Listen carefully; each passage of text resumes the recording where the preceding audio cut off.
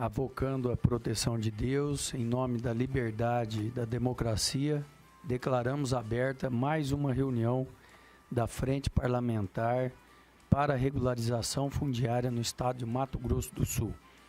Agradecemos a presença do nosso deputado João Grandão, o Murilo, que é o Dr. Murilo, que é o nosso assessor jurídico, e também gostaria de agradecer a presença de cada um dos representantes aqui das entidades. Agradecer, representando a Delegacia Federal do Desenvolvimento Agrário, senhor Marco Antônio de Oliveira Jorges, representando a Agraer, Jadir Bocato, representando a AGEAB, senhor Madison Ramon e também Carlos Eduardo Pinheiro, representando a Procuradoria-Geral do Estado de Mato Grosso do Sul, a senhora Senise Freitas Chacha, representando o INCRA, o senhor Cláudio Ferro Júnior e Fabiano Benker, e também o palestrante Stanislau Antônio Lopes, a quem eu já gostaria de convidar para fazer parte da nossa mesa. Agradecer a presença do CREA e aqui representando o Elton Luiz Zeferino e Silvio César Mota Maciel, representando a Defensoria Pública Valdirene Gaetani Faria, representando a Semagro, a Tânia Regina Melo Baltuile, representando o IBGE, o Emerson Magno Nantes Pereira Moulard, representando a Asmeia, senhor Josué Ferreira Caetano, representando a União das Câmaras, o vereador pastor Sérgio Nogueira, representando a Semadur, Valdeci Pereira Siqueira. Esses são os representantes. Gostaria aqui de convidar o vereador pastor Sérgio Nogueira para que se possa compor a nossa mesa.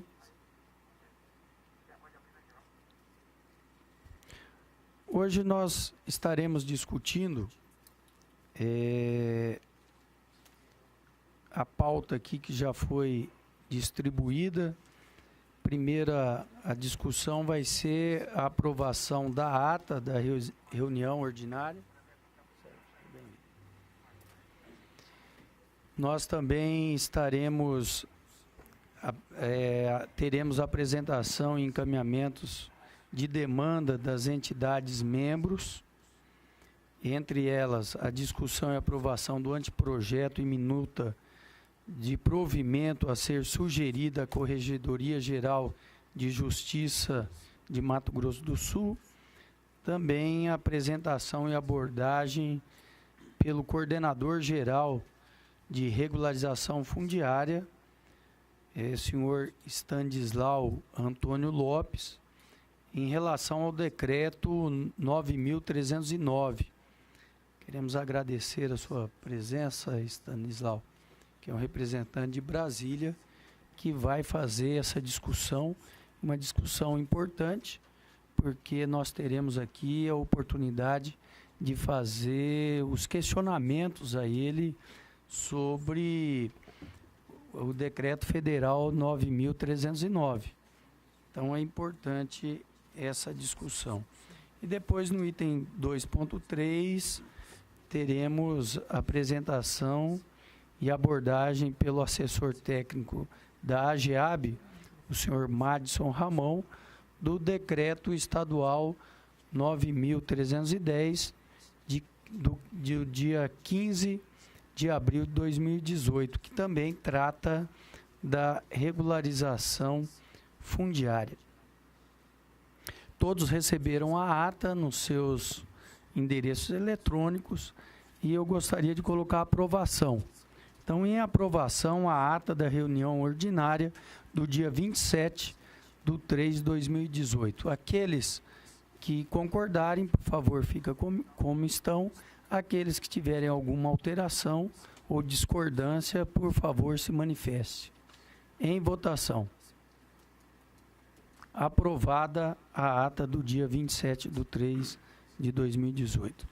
Eu gostaria aqui de fazer um esclarecimento antes de entrar no item número 2, que houve aqui uma solicitação do promotor de justiça, Dr. Luciano Loubert, relativo à aplicação dos recursos das multas ambientais e do SNUC pelo Estado de Mato Grosso do Sul.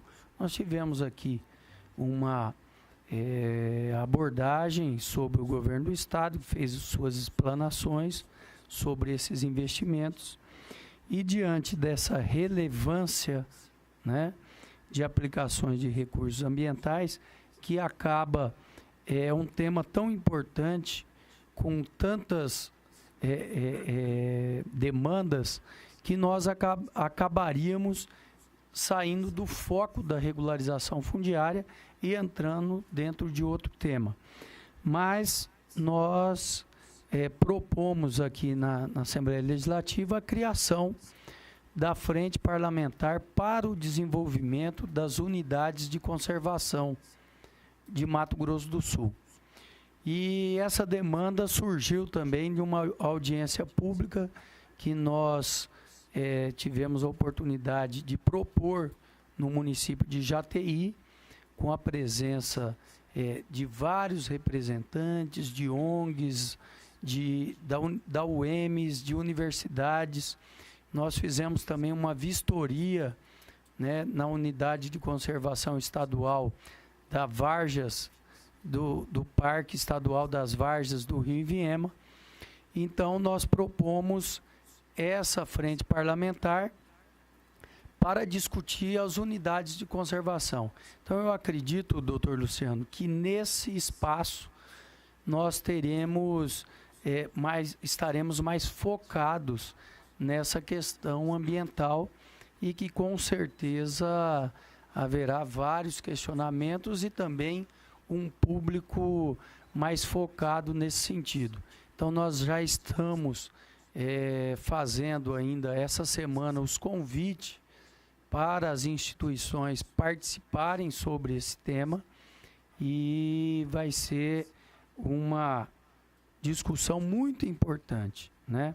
Haja vista que nessa audiência pública nós já temos uma pré-pauta que daria discussões praticamente para o ano todo, né? De tão importante que é esse tema. Então, fazendo esse adendo, eu passo para o item número 2, que é a discussão e aprovação do anteprojeto da minuta a ser sugerida à Corregedoria Geral do Tribunal de Justiça para regulamentar práticas e procedimentos de registro de imóveis rurais georreferenciados. Essa discussão houve já a nossa equipe técnica aqui da frente, que já discutiu exaustivamente sobre esse item.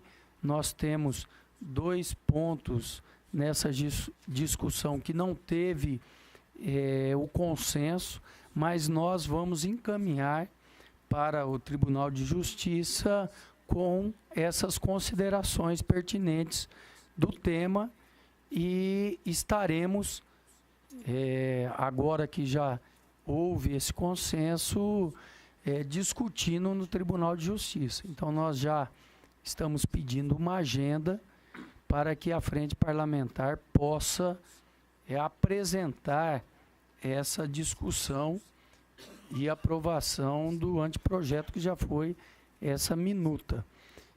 Gostaria de deixar a palavra aberta, se alguém quiser fazer alguma consideração sobre esse anteprojeto que já foi encaminhado para cada um das entidades que participam da Frente Parlamentar. Alguma observação, doutor Murilo, sobre o tema? Boa tarde, deputado. Em nome de quem, sendo meus cumprimentos a todos os presentes, pessoal que nos acompanha de casa. Esse anteprojeto, o objetivo dele é parametrizar para todo o Estado, em todas as unidades cartorárias, entendimentos e interpretações sobre a aplicação do processo de registro de imóveis rurais, georreferenciados. Nós tivemos uma primeira minuta discutida exclusivamente entre as MEA, CREA e a ANOREG. Eles trouxeram muitos pontos em discussão. Isso foi amadurecido aqui dentro com a contribuição de vários membros. A gente abriu pauta para que houvesse a indicação de sugestões, recomendações e críticas. Foi consolidado já num trabalho, junto a um grupo de trabalho montado aqui pela frente, envolvendo os principais envolvidos, os principais atores do processo de registro, que são os engenheiros e os cartórios. Chegou-se a uma minuta com cerca de 90% a 95% de consenso. 5%, elementos pontuais, ainda há uma divergência entre um ponto de vista da ANOREG e o ponto de vista do CREA, na interpretação da lei quanto ao processo de registro. Mas, assim, já significa um avanço de 95% em relação ao que existia antes. E as críticas, elas são salutares. Então, a nossa ideia como nós não estamos encaminhando um projeto pronto para que o tribunal simplesmente edite, nós estamos encaminhando a ele uma minuta de sugestão de provimento para parametrizar os procedimentos. É saudável, inclusive, que ele vá, né, com esses pontos de vista diferentes em relação a uma ou outra matéria. Então, a gente tem um texto pronto. Em um ou outro ponto assinalados na minuta que cada um tem, houve divergência entre as entidades, mas assim, são elementos pontuais que não obstruem o processo e permitem que, se ele for encampado pelo Tribunal de Justiça, que a gente efetivamente tenha um procedimento parametrizado em todo o Mato Grosso do Sul, para que todo cidadão, todo engenheiro, todo titular de serventia saiba a qual norma ele deve recorrer no momento de efetuar o registro. É isso, deputado. Passando para o item 2.2, passo então a palavra e a apresentação ao coordenador geral de regularização fundiária, o senhor Stanislau Antônio Lopes. E antes, pela ordem, deputado João Grandão.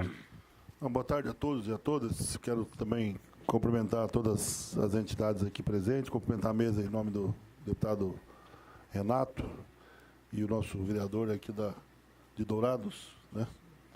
Cumprimentar o palestrante, enfim. Mas, doutor, é o seguinte, em relação à questão do procedimento de registro de imóveis rurais já referenciado, que está sendo encaminhando a minuta, eu confesso que tem que também dar uma olhada em algumas divergências nesse aspecto. Como que a questão, por exemplo, especificamente dos territórios que são de responsabilidade do INCRA, de referenciamento do INCRA, que, na verdade, tem algumas situações em que ainda tem litígio na propriedade que impede, evidentemente, a questão de se fazer, não impede de fazer o georreferenciamento, mas em função de ter alguns estabelecimentos que ainda têm a discussão litigiosa, qual seria o procedimento em relação a isso? Dá para falar agora ou depois? Como é que seria? Ou o INCRA responde? Ou... Deputado, o que a resolução tratou, ela parametrizou alguns mecanismos de interpretação da resolução, mas especificamente em relação ao processo, quando ele tem impugnação, ou essas divergências em que você depende da manifestação do sujeito que não concorda com o seu limite que está sendo registrado ali, georreferenciado, não houve regulamentação no provimento. Isso ficou exclusivamente pelo texto que hoje é o texto frio da lei de registros públicos, ou seja, se existir qualquer tipo de desentendimento ou ausência de anuência em relação a um limite que está sendo objeto do registro do procedimento, vamos seguir aqueles trâmites da lei, fazer as notificações para os órgãos, abrir prazo para que haja manifestação, e dependendo do tipo de impugnação e procedimento, isso vai se resolver na via administrativa ou judicial. Então, nós não avançamos nesse tema, assim, até porque entendíamos que a lei já tratava dele de uma maneira razoável e porque, nas dúvidas, geralmente o judiciário acaba sendo chamado para decidir. E tratamos dos procedimentos que abrangem a malha geral dos processos. Não especificamente invadimos nesses casos de litígio ou de conflitos envolvendo áreas sendo demarcadas pelo INCRA ou áreas pela própria FUNAI. Eu não estou falando, não sei se você me entendeu a minha pergunta, também o que eu quis dizer. Eu não estou falando exatamente isso. É em função exatamente de que não é uma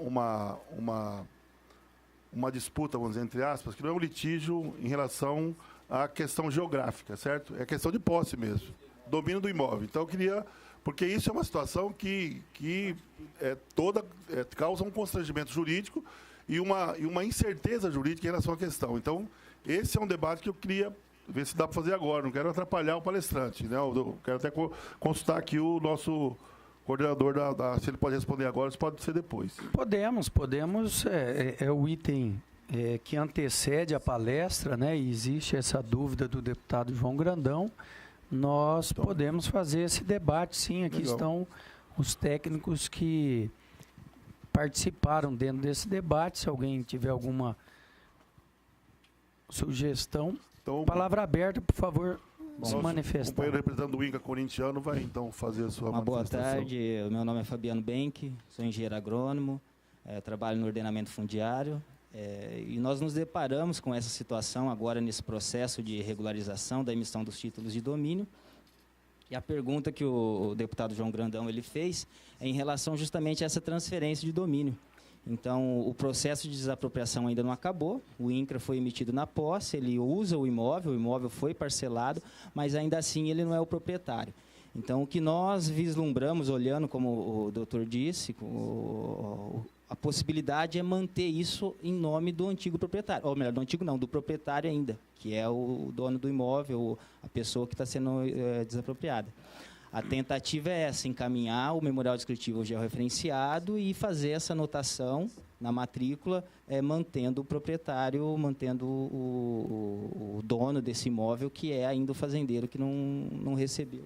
Até o mandado de registro. A partir do momento que você decide o valor do imóvel, o INCRA realiza a atualização dos valores e faz o pagamento, o juiz emite o INCRA, ele expede o mandado de registro e aí sim o INCRA passa a ser o proprietário e pode fazer esse registro no seu nome. Mas o que nós vislumbramos em conversa no setor de cartografia é fazer esse registro da certificação em nome do proprietário, desse proprietário que ainda não foi indenizado. O que nós vislumbramos é isso, fazer o registro da certificação, mas lembrando certificação do memorial descritivo do perímetro do imóvel. Projeto de parcelamento já é outra coisa, somente com o INCRA proprietário do bem. Eu não vou nem entrar nesse debate agora, porque ele é complicado, mas eu quero entrar nesse debate, porque essa é uma coisa que vocês sabem o quanto eu tenho compromisso com essa causa e é um debate que nós temos que entrar. Porque senão nós vamos fazer um processo de regulamentação, dar a possibilidade do uso e disponibilidade para alguns e um constrangimento jurídico para outros. Eu não estou disposto a fazer isso. Bom, superado essa discussão temporariamente, né, deputado João Grandão? Temporariamente, nós passamos, então, a palavra para o coordenador-geral de regularização fundiária, senhor Stanislau Antônio Lopes. Seja bem-vindo, doutor. Boa tarde, deputado Renato, deputado João Grandão, cumprimento os demais membros da mesa, cumprimento a assistência, especial os meus colegas do INCRA, da Superintendência Regional do Mato Grosso do Sul. Primeiro, esclarecer, né, que a nossa área é da regularização fundiária. Né? Nós atendemos o convite, estivemos aqui quando foi implantada a frente parlamentar, inclusive, né, e identificamos que teríamos que voltar, né, deputado, trazendo um pouco mais esclarecimento acerca da nova legislação, ou pelo menos parte dela, né? Embora a política de titulação de assentamentos não seja conduzida pela nossa diretoria, mas a gente também faz uma abordagem. Eu fiz a opção aí de fazer uma abordagem geral, desde um pouco do contexto aí de como se processou essa legislação dentro do Congresso, inclusive, né? Em 1 ano e 3 meses se saiu de uma medida provisória até 3 decretos, regulamentos, foi um tempo extremamente curto e transformações bastante importantes, né?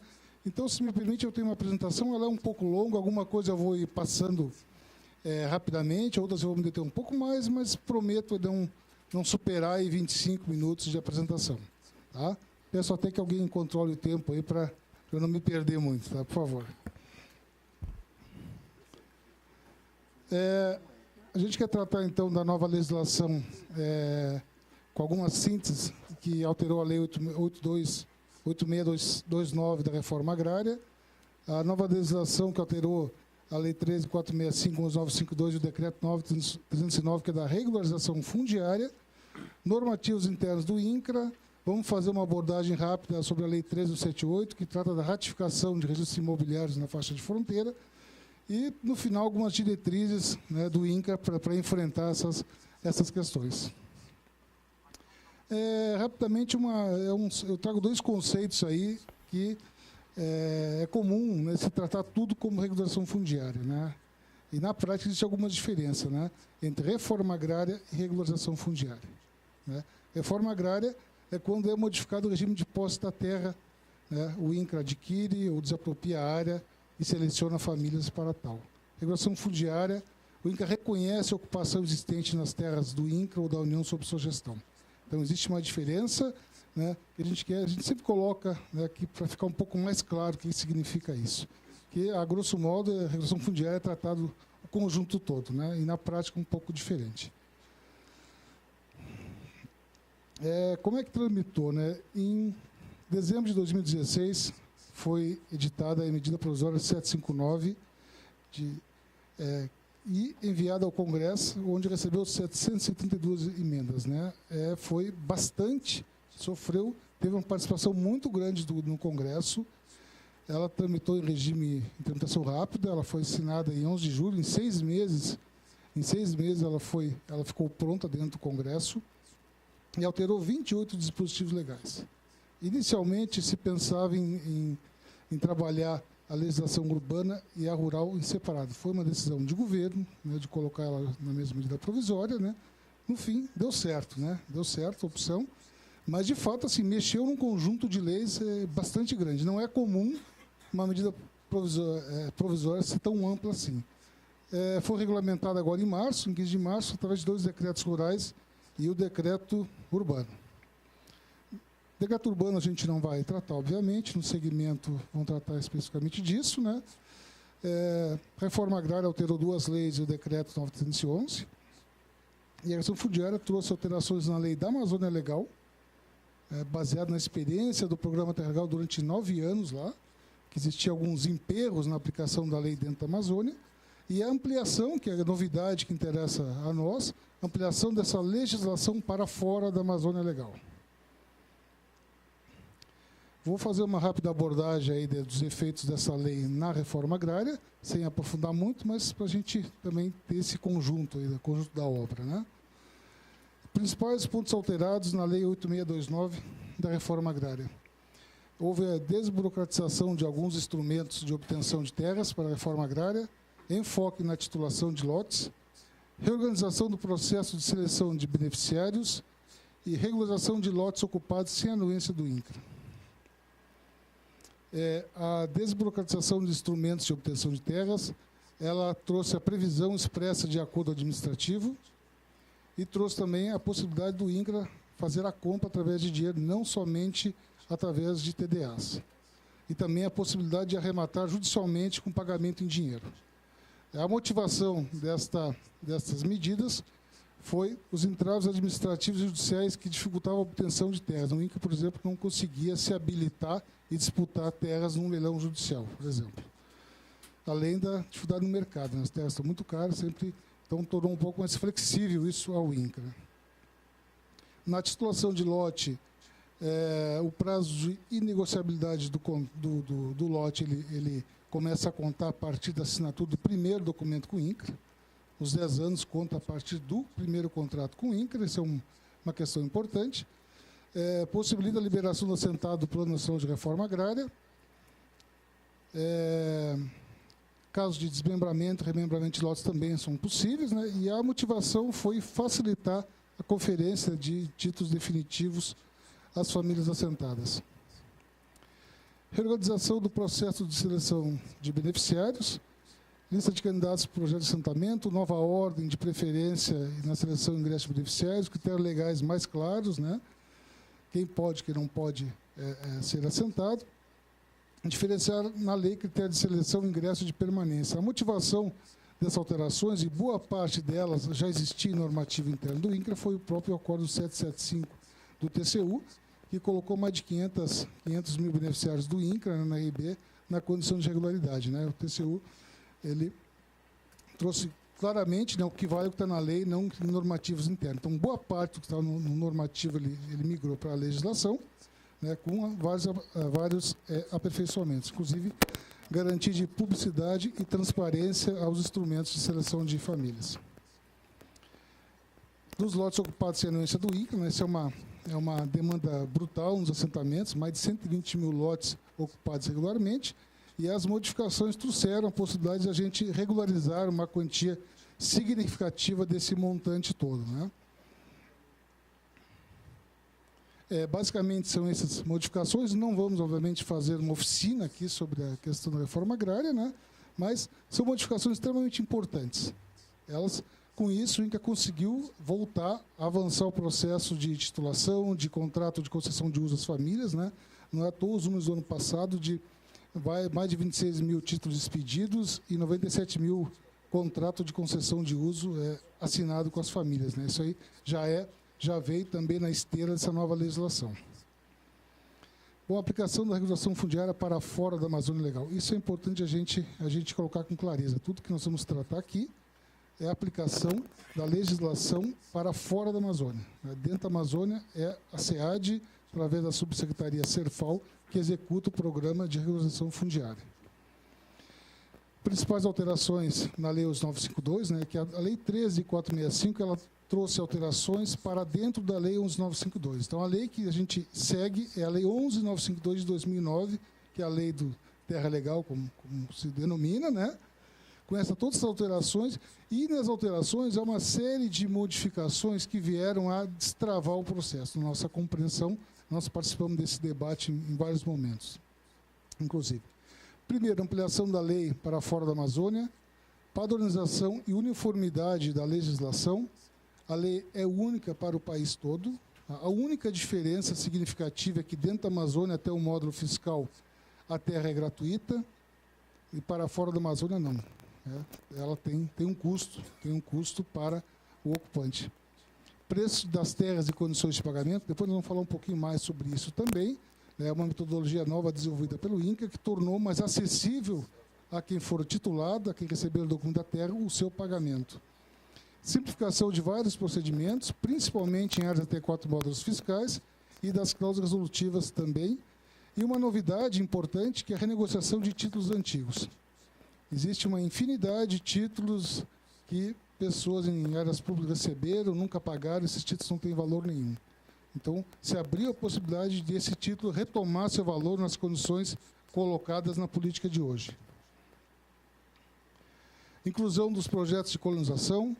São cerca de 15 mil famílias que, com a aplicação da regulação fundiária, tem critérios um pouco mais simplificados, né, que vai permitir um tratamento diferente das famílias. São projetos que nunca foram tratados como reforma agrária, então a gente quer também um pouco mais de flexibilidade, né, nesse tratamento agora.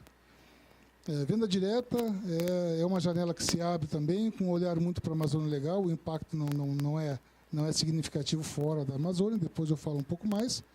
Doação de áreas urbanas ou áreas rurais em terras do INCRA ou da União sob gestão do INCRA, mas que perderam sua vocação rural, agrovilas e tudo mais, né? A lei simplifica também, né, possibilitando que a gente passe doe essa área, o conjunto da área toda para o município, e o município lá aplica a legislação urbana, a legislação de regulação urbana.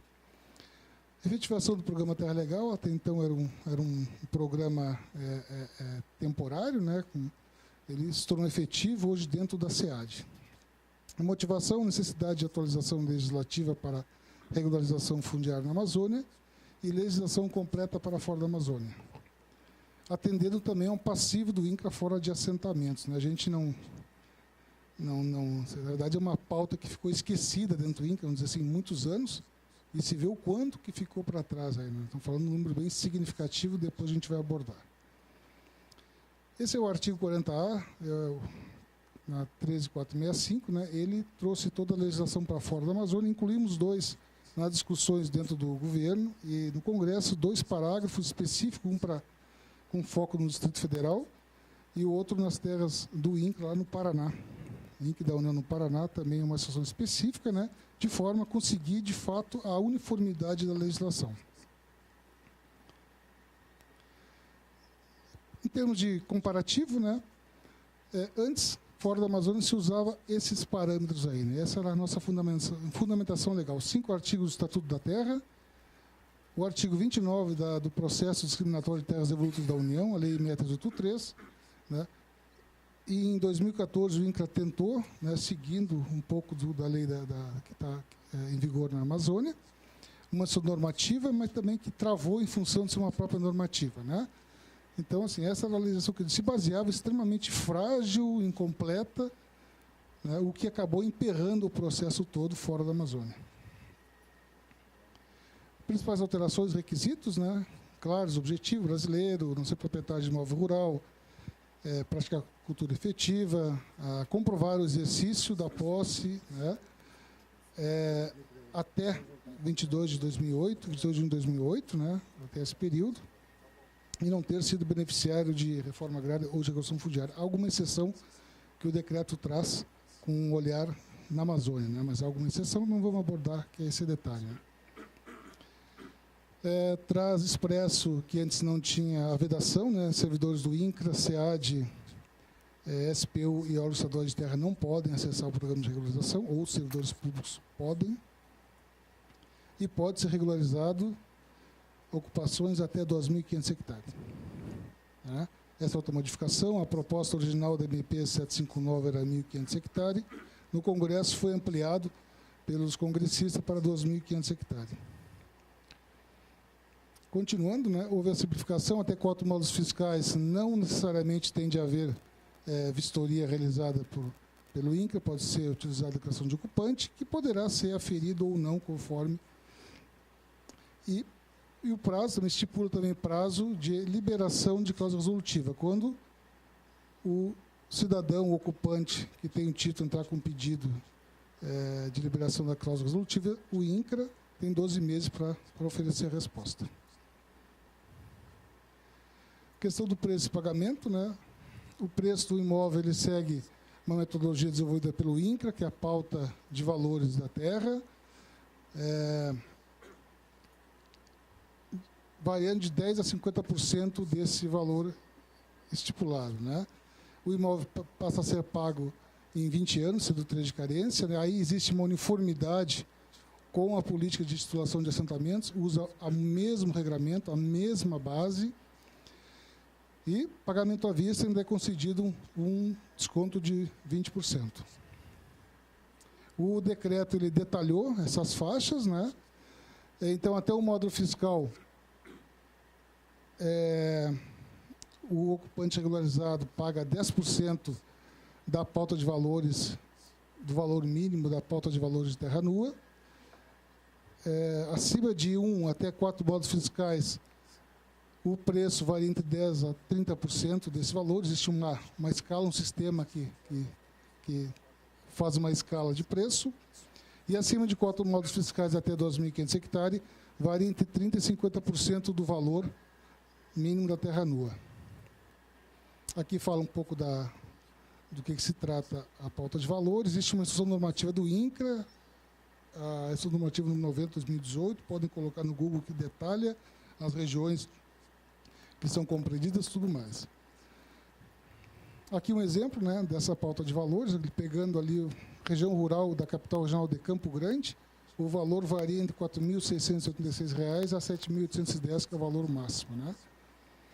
Esse valor, esse custo, ele é calculado no valor das aquisições do INCRA durante 20 anos, né, em determinadas regiões, que são as regiões prioritárias do BGE.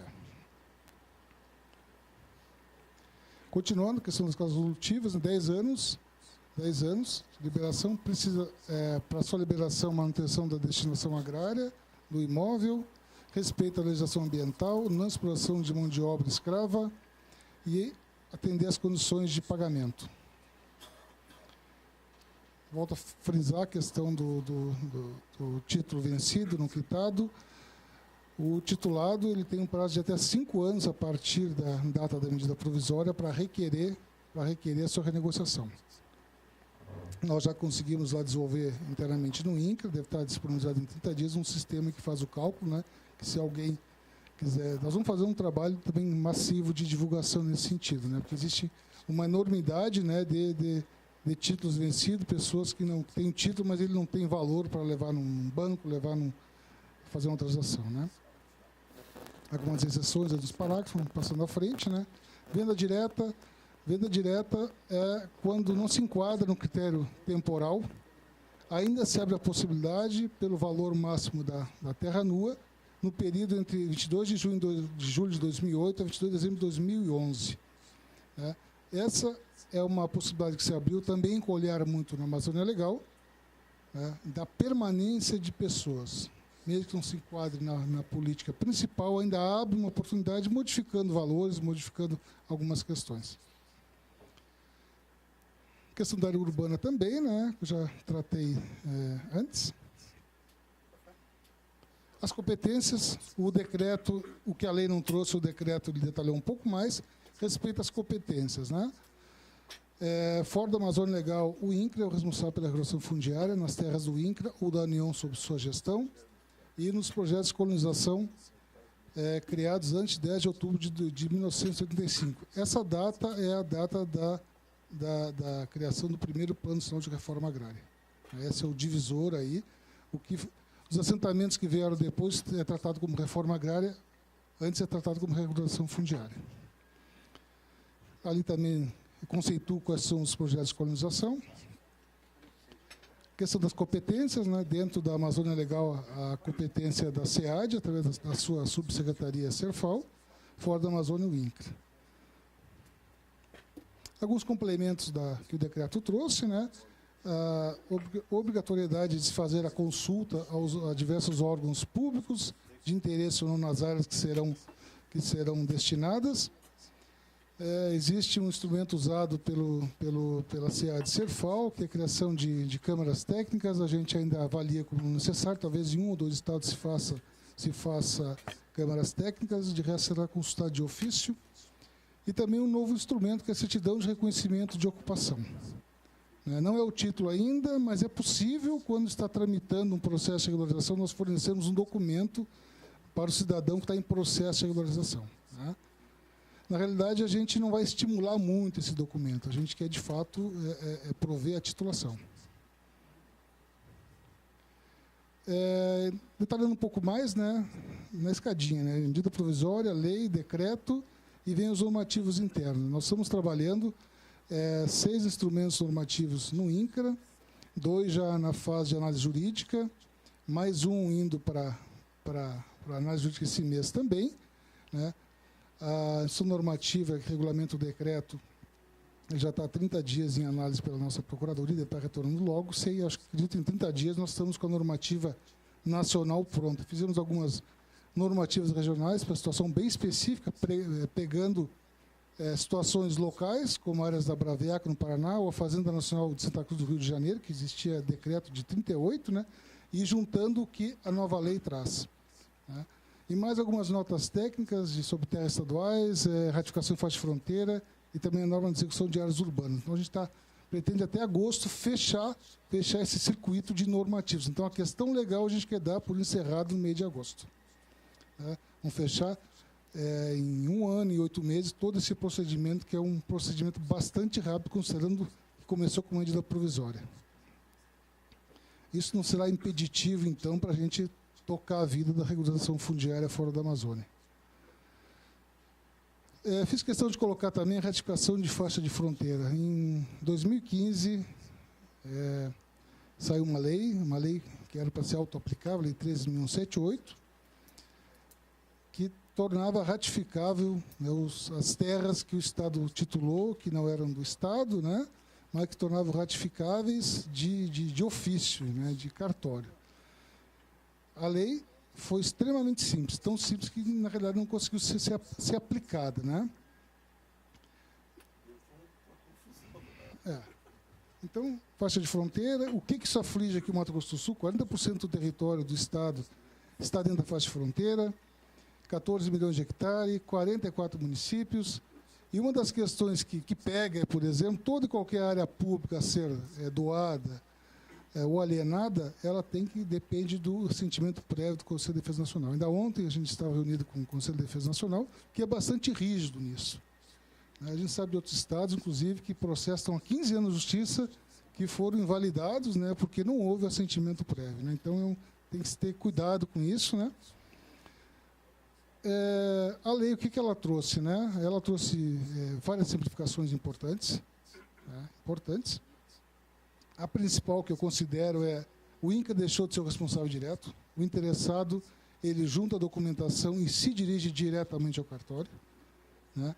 Não precisa de assentimento prévio, até 4 módulos não precisa de referenciamento, uma série de facilidades. Né? Mas, enfim, né? Não rodou. A gente participou de inúmeras reuniões já, em várias instâncias, né, dentro da Casa Civil.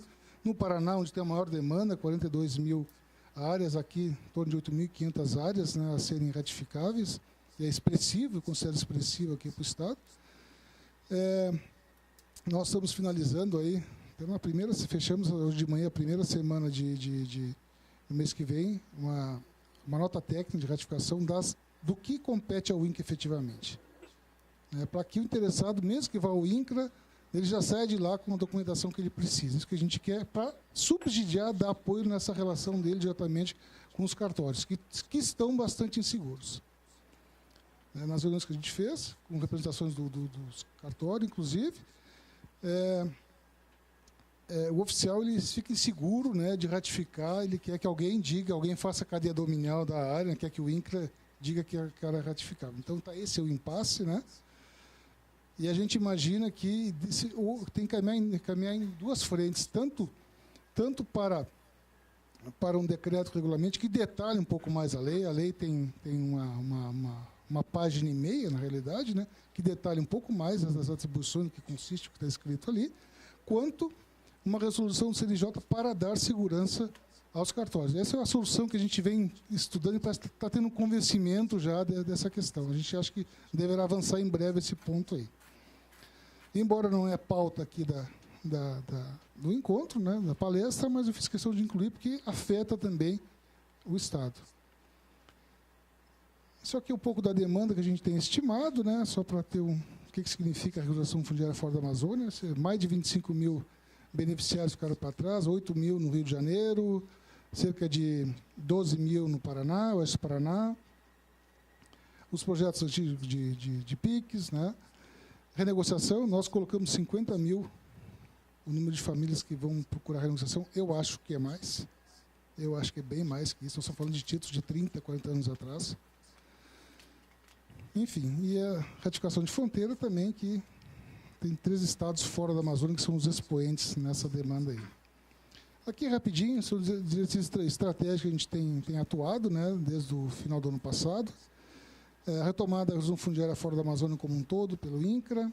Nós, final do ano, fizemos um termo de execução descentralizada com a UNB por 30 meses, que vai nos prover o diagnóstico, que vai nos apoiar o INCRA na elaboração de um Plano Nacional de Regulação Fundiária para fora da Amazônia Legal. Tanto terras federais, quanto terras estaduais, como também terras particulares em alguns estados também. Nós queremos enxergar qual é a demanda que tem. E com esse plano nós queremos pautar o governo, né, vamos levar para dentro do governo essa pauta com os planos regionais. Só, Mato Grosso do Sul precisa de tantos milhões para resolver a questão da regulação fundiária e ratificação de fronteira. Esse é o nosso objetivo. Eu já encomendei para setembro, para os colaboradores da UNB, a gente ter uma minuta pronta dessa demanda para apresentar nas bancadas e apresentar para o governo. O que nós queremos, na realidade, é chegar o ano que vem com um orçamento carimbado para essas ações, para que haja continuidade, acima de tudo. Retomada das ações de ratificação de fronteira, enfim.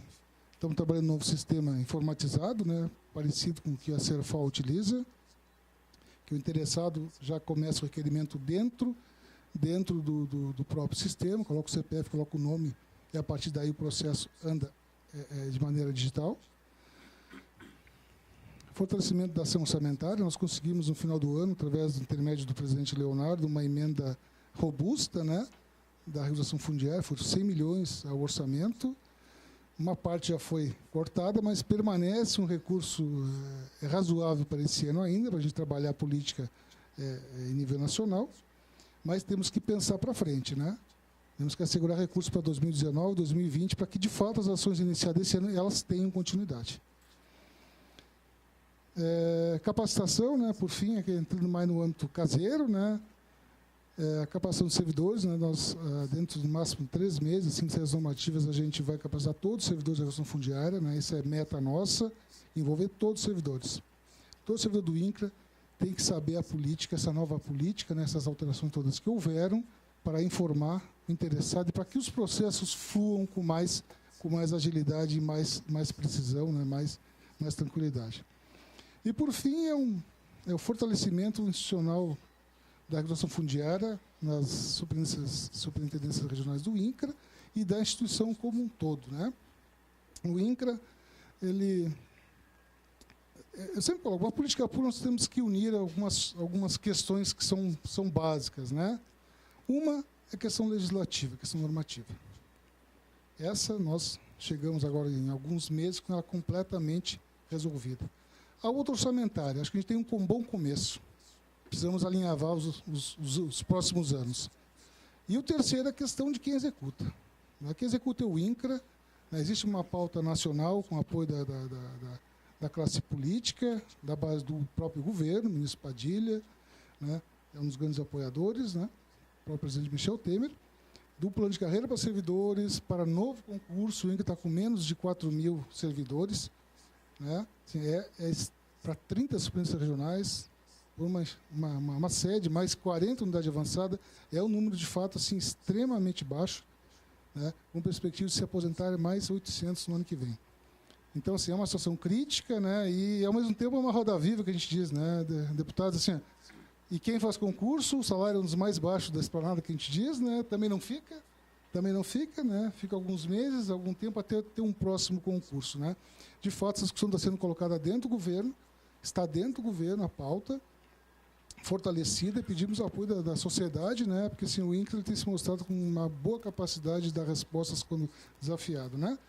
E assim vai outras questões, como a aquisição legal de equipamentos, que nós estamos vendo possibilidades de viaturas, de novos equipamentos, para a gente, de fato, instrumentalizar as nossas equipes nas regionais. Última lâmina, né, isso aqui foi os resultados do ano passado e meta esse ano, nós conseguimos titular aí entre um pouco de terras federais, que foi no início, com terras de convênios estaduais, mais de 13 mil títulos entregue, meta esse ano de 16 mil, enfim, né, que a gente está trabalhando, apesar de ser um ano curto, um ano complexo, um ano de eleições políticas, né, para presidente, enfim, mas a gente acha que chegamos nesses números, né, mas principalmente é conseguir colocar de pé toda essa política de retomada de uma ação que o INCRA veio deixando de fazer durante mais de 20 anos, né, que é o grande desafio. A gente quer deixar ela de pé e com condição de tocar os próximos anos com tranquilidade. Era isso, desculpa, foi bastante amplo, não é uma oficina, a gente só tocou alguns aspectos mais gerais, né? Mas, enfim, a gente abre aí para o deputado. Eu agradeço Stanislau Antônio Lopes, coordenador-geral de regularização fundiária da União. Eu gostaria de iniciar pelo final, né, onde foi colocado a questão da necessidade da reestruturação do INCRA, de investimentos para o INCRA, para que ele possa dar continuidade a esse trabalho que iniciou principalmente com a flexibilização da nova legislação da regularização fundiária em todo o país. Em Mato Grosso do Sul, nós já temos discutido aqui.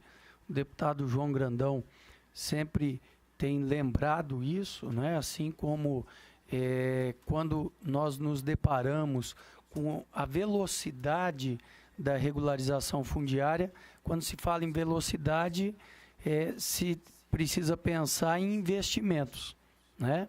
Em estrutura, em custeio, para que se aconteça essa velocidade adequada que nós queremos que aconteça, de fato, a regularização fundiária em todo o país, mas principalmente aqui em Mato Grosso do Sul, o mais rápido possível, para que nós possamos avançar. Então, diante disso, Stanislau, eu quero aqui propor para a frente parlamentar para que nós possamos fazer um ofício, né, pedindo esse apoio, pedindo o apoio para a nossa bancada federal, o apoio também para o INCRA nacional, né, através da assinatura de todos os deputados que compõem a frente parlamentar. Né, eu acredito que são esses gestos que fortalecem a vontade, os encaminhamentos feitos internamente. Né? Então, Cláudio, nós faremos um ofício aqui para dar esse apoio político da nossa bancada de regularização fundiária aqui na Assembleia Legislativa. E também quero levar essa necessidade. Amanhã estarei com o ministro Marum, né, em Brasília, discutindo alguns encaminhamentos, onde nós estamos levando alguns ofícios para pedir a intervenção do ministro Marum para também fortalecer ações aqui no Estado que precisam ser avançadas. E quero levar também um pedido no sentido desse respaldo no orçamento para 2019, assim como vários parlamentares federais já estão fazendo. Então, agora eu quero deixar aqui a palavra aberta para algumas questões ou dúvidas ou encaminhamentos que possam ser feitos ao Stanislau. Com a palavra aberta. Então, pela ordem, então vou... Deputado João Grandão. Tá. Primeiro, Stanislau, parabenizar pela forma, né, que explanou aqui. São duas situações que eu quero, se for possível, que você, me permite chamar de você, possa esclarecer. Primeiro, a questão, quando traz especificamente sobre preço de terra.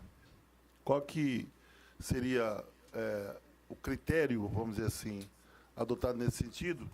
E se há possibilidade nesse aspecto, se tem alguma perspectiva, né, eu vou usar aqui um termo, não sei se é o termo adequado, mas quando você tem uma situação em que o Tesouro absorve alguma situação de impacto, a gente diz que seria a parte equalizada, né?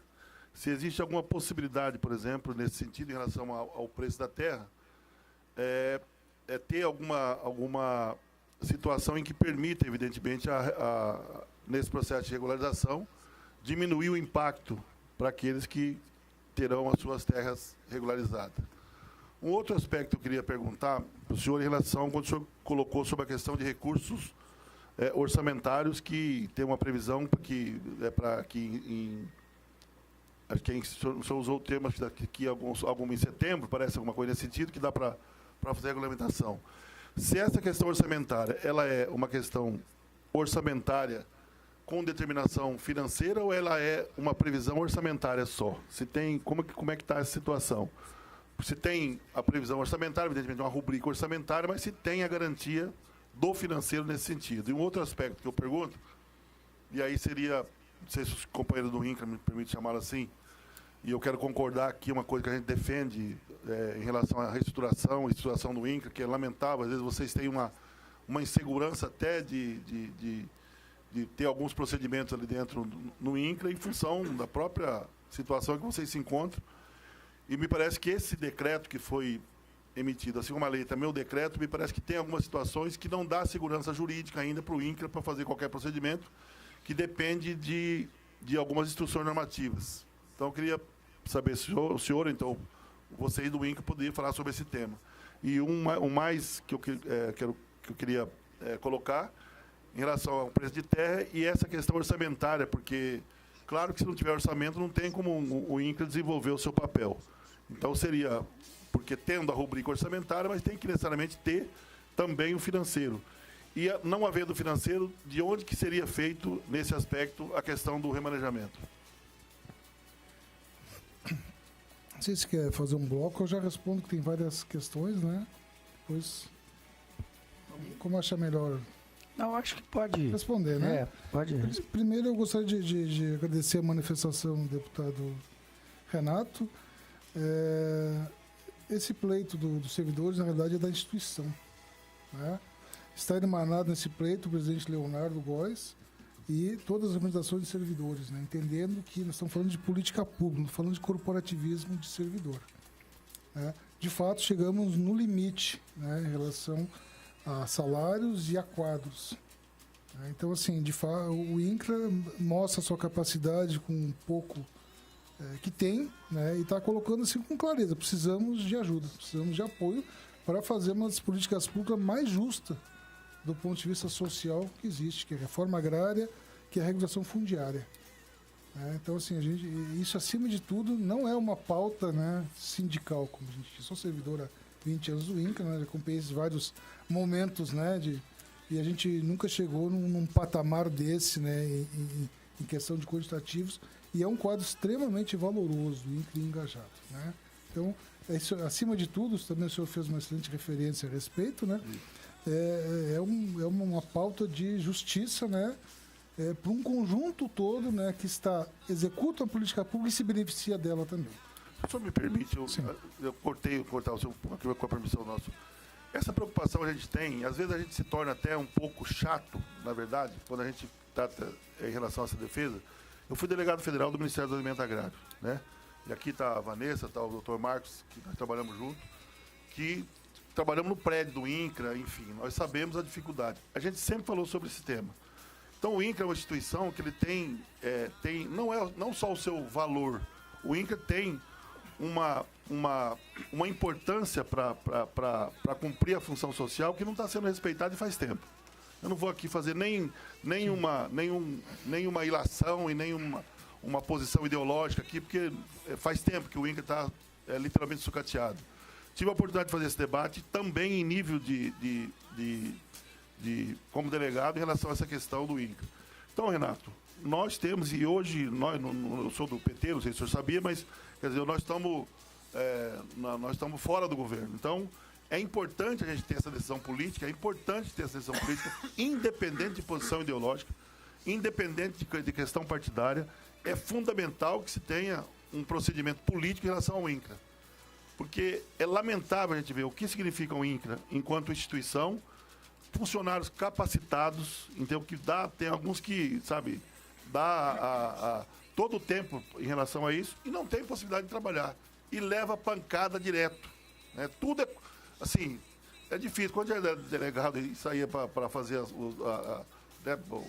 os debates, enfim, todos os trabalhos feitos junto com o INCRA, na época, com o Sestar, enfim, os superintendentes, é lamentável como as coisas chegam, igual a emenda parlamentar no nível federal. Tudo é culpa da Caixa Econômica quando resolve.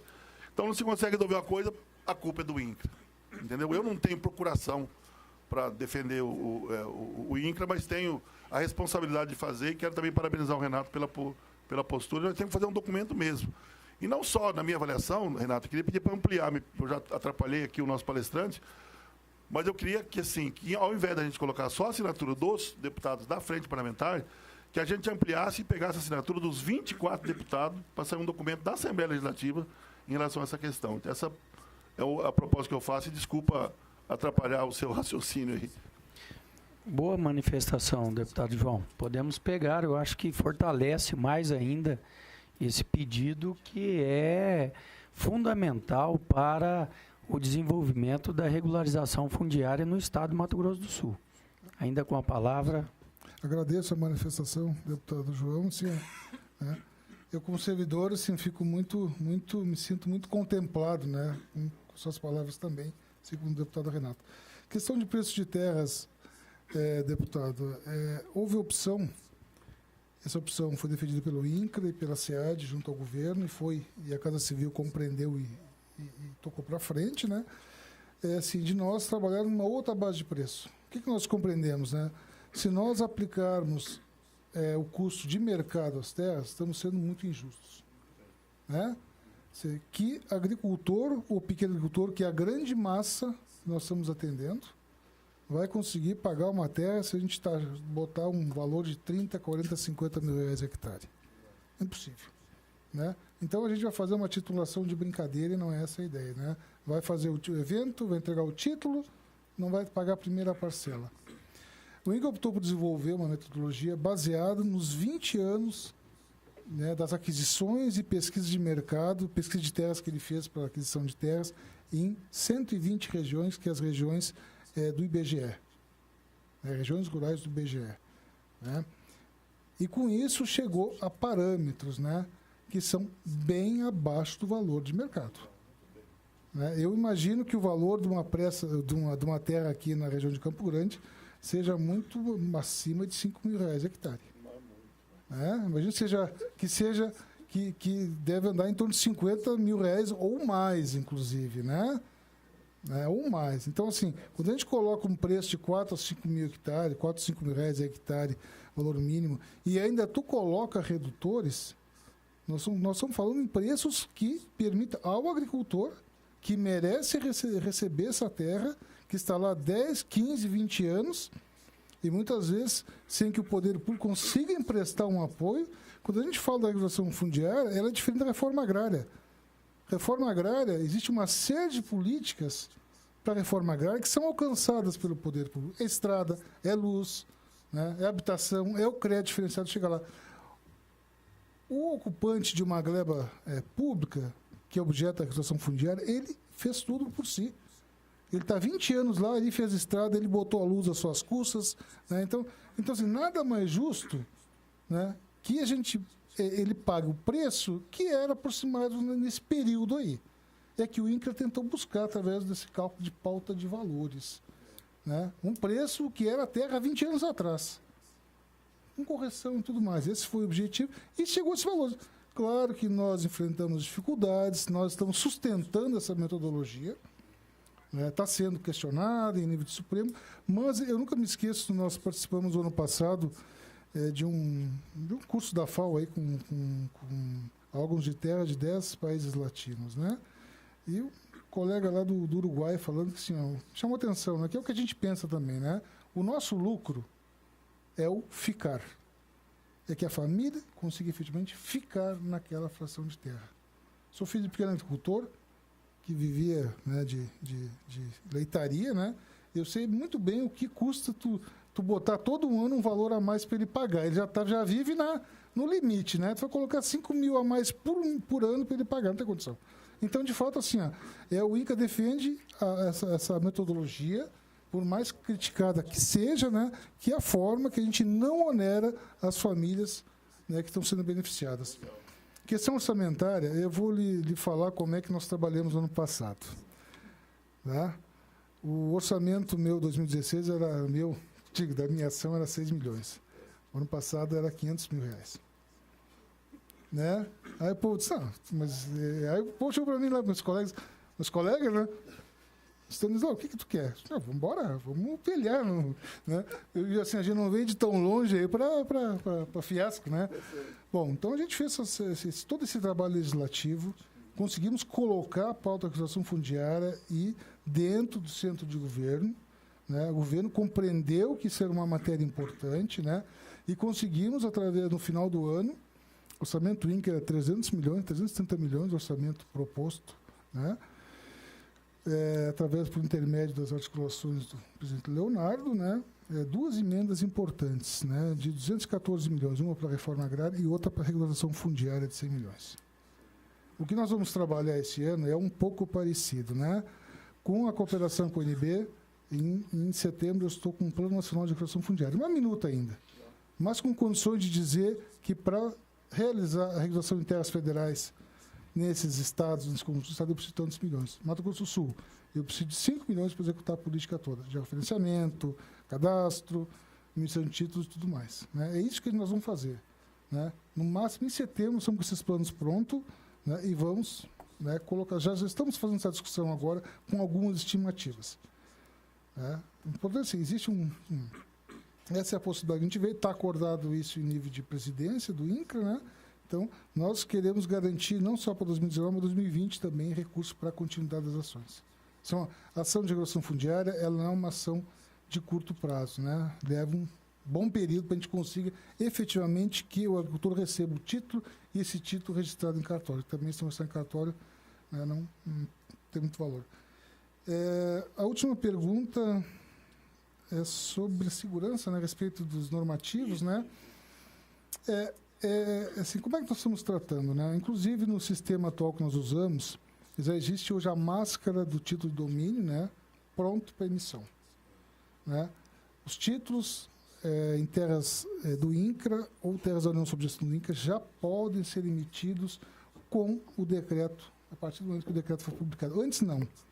Somente com a lei não era possível, porque a lei jogou muita coisa para o regulamento, para o decreto, inclusive as faixas de preço. Eu não sabia que preço a gente pagaria, né?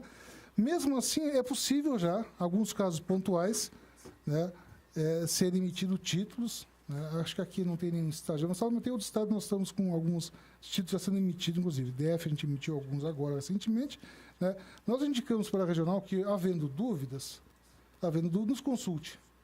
Nós fechamos a minuta da IN, inclusive na confecção da edição normativa, nós levamos servidores de seis superintendentes regionais, inclusive daqui, para que ele já participasse da elaboração e já também se qualificasse no processo, né? Para que as dúvidas de como proceder tem algumas coisas novas, efetivamente, né?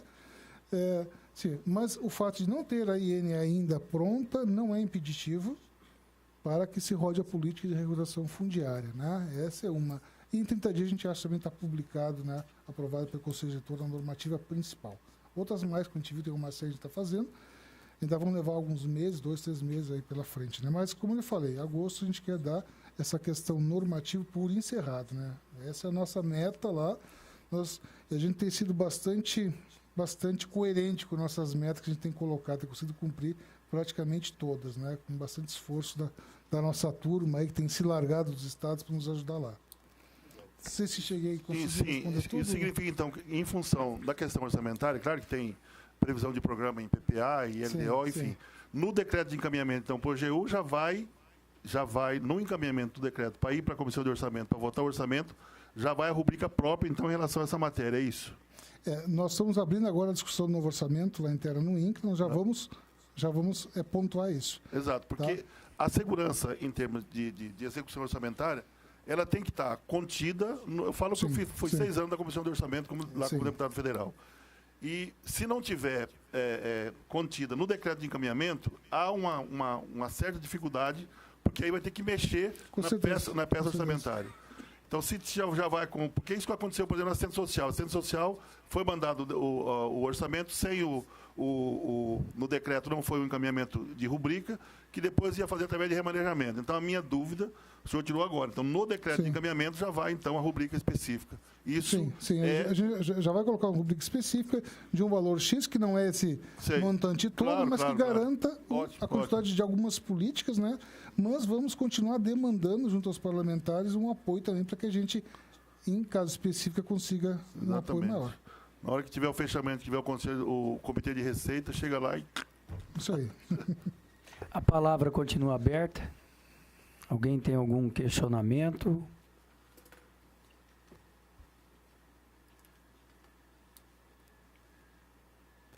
Algum encaminhamento?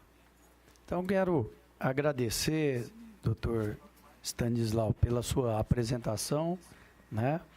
Foi importante esse debate, né? Já saímos com alguns encaminhamentos aqui, né? Importantes. E agora eu gostaria de convidar, dando seguimento aqui à nossa pauta, a apresentação do assessor técnico da AGEAB, o senhor Madison Ramon, para falar um pouco sobre o decreto federal 9.310.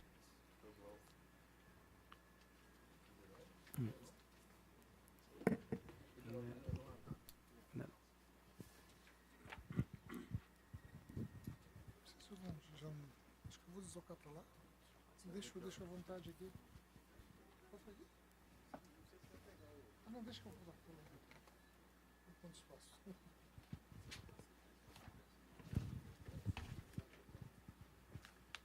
Alô. Bom, boa tarde a todos. Eu sou o Madison Ramon, sou funcionário servidor da Prefeitura Municipal de Corumbá, cedido para a AGEAB. Hoje venho cumprimentar a mesa, doutor Renato Câmara, deputado João Grandão, pastor, doutor Murilo, demais participantes. Hoje eu queria falar um pouquinho sobre a regularização fundiária na área urbana, que agradecer ao doutor Stanislau, que vou aproveitar algumas falas suas, porque complementa a que nós temos aqui.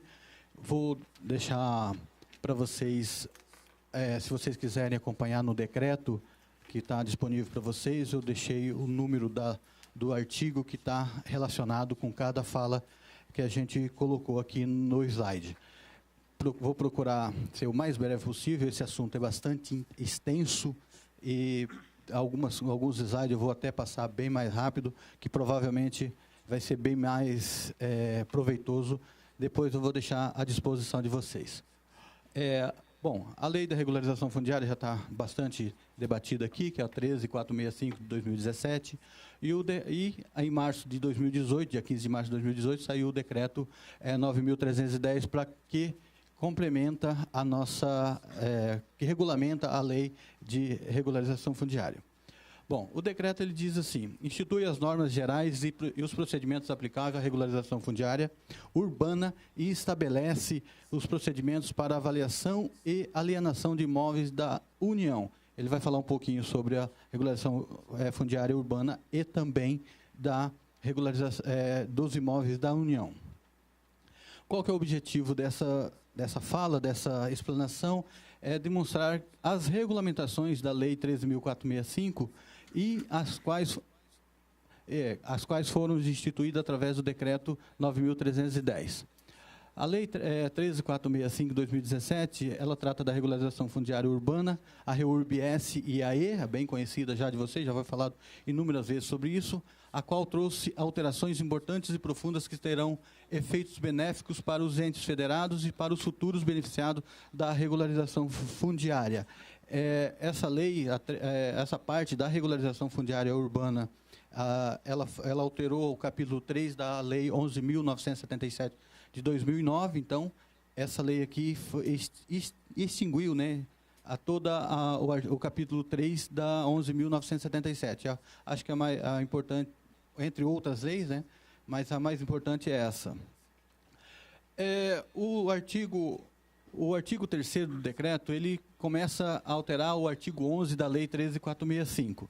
Ele diz o seguinte: o parágrafo 2º diz o seguinte: o termo de compromisso referido no inciso 5 do caput conterá cronogramas de execução de obras e serviços e de implantação da infraestrutura essencial e poderá prever compensações urbanísticas e ambientais quando necessárias. Qual que é esse termo de compromisso? É o termo de compromisso que o Estado, o município assina, inclusive ali na frente a gente vai falar um pouquinho sobre isso, que ele tem que ter duas testemunhas, porque ele tem efeito legal no processo de civil. Então, acho que no artigo 784 do Código de Processo Civil, ele tem validade extrajudicial. Bom, caberá aos municípios e o Distrito Federal a aprovação do projeto de regularização fundiária do núcleo urbano informal, é o que fala o parágrafo 4º. O parágrafo 6º do artigo, continuando ainda do artigo 11 da Lei 3 e 3º do decreto, ele diz o seguinte: na hipótese de recusa de anuência que se refere ao parágrafo 5º pelo órgão gestor da unidade, este emitirá parecer técnico e legalmente fundamentado que justifique a negativa para a realização da REURB. Pode ser feito, a lei prevê que a gente pode fazer a regularização em área de unidade de conservação. Caso a unidade de conservação não permita ou não queira que a regularização seja feita, ela tem que, conforme o parágrafo 6º, ela tem que justificar de forma técnica e legalmente fundamentada para que essa recusa seja aceita. O artigo 9º, o parágrafo 9º, ainda do artigo 11º, ou artigo 11, né? É admitida a REURB em núcleos urbanos informais situados em faixa de fronteira, estabelecido na Lei 6.634, de 2 de maio de 79, exceto na hipótese referida no parágrafo 8º. Não é, aí o doutor Stanislau explanou um pouquinho sobre essa área de fronteira, não é admitida a REURB em núcleos urbanos informais situados em áreas indispensáveis à segurança nacional ou de interesse da defesa, assim reconhecida em ato do Presidente da República.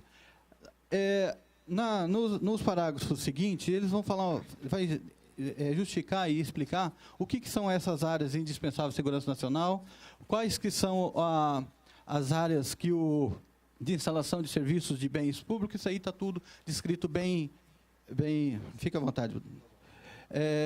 Está bem especificado no decreto. Então, o decreto ele traz todas essas regulamentações para áreas de interesse de segurança nacional ou de segurança na área de segurança institucional.